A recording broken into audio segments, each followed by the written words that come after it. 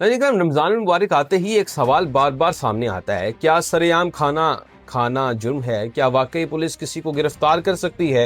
اور کیا یہ قانون سب پر ایکولی لاگو ہوتا ہے؟ آج میں آپ کو یہ بتاؤں گا کہ رمضان کے احترام کے حوالے سے پاکستان کا اصل قانون اور وہ حقائق جو اکثر لوگ نہیں جانتے۔ السلام علیکم، میں حذیفہ اشرف ہاشمی اور آج کی ویڈیو میں آپ کو خوش آمدید۔ ناظرین کرام، قانون یہ کہتا ہے کہ پاکستان میں رمضان کے تقدس کو برقرار رکھنے کے لیے ایک باقاعدہ قانون موجود ہے جسے احترام رمضان آرڈیننس 1981 کہا جاتا ہے۔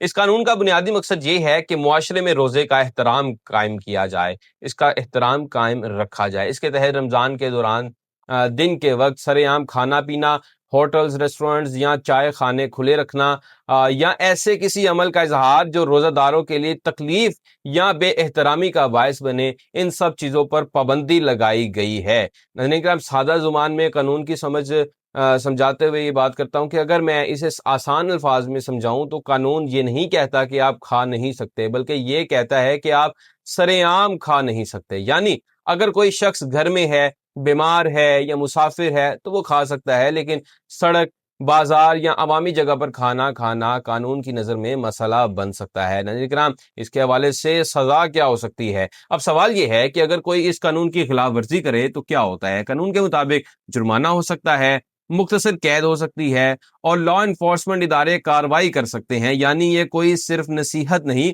بلکہ ایک انفورسیبل قانون ہے۔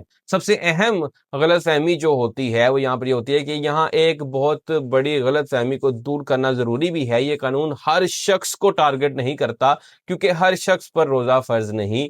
مریض، مسافر، بزرگ یا خواتین مخصوص حالات میں مستثنی ہوتے ہیں، لہٰذا قانون کا مقصد ان لوگوں کو روکنا نہیں بلکہ سرعام بے احترامی کو روکنا ہے۔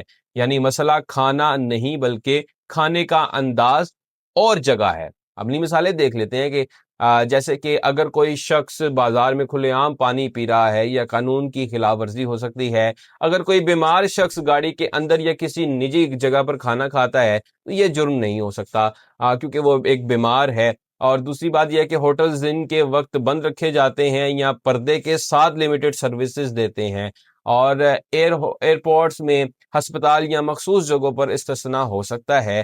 یہاں وہ بیلنس ہے جو قانون برقرار رکھنا چاہتا ہے۔ ناظرین کرام، قانون اور اخلاق جو ہے نا اس میں فرق دیکھا جاتا ہے کہ یہاں ایک بہت اہم نقطہ سمجھنا چاہیے کہ قانون آپ کو صرف روک سکتا ہے لیکن اخلاق آپ کو بہتر بنا سکتا ہے۔ اگر ہم صرف قانون کے ڈر سے احترام کریں گے تو یہ عارضی ہوگا، لیکن اگر ہم شعور سے احترام کریں گے تو یہ معاشرے کو بدل دے گا۔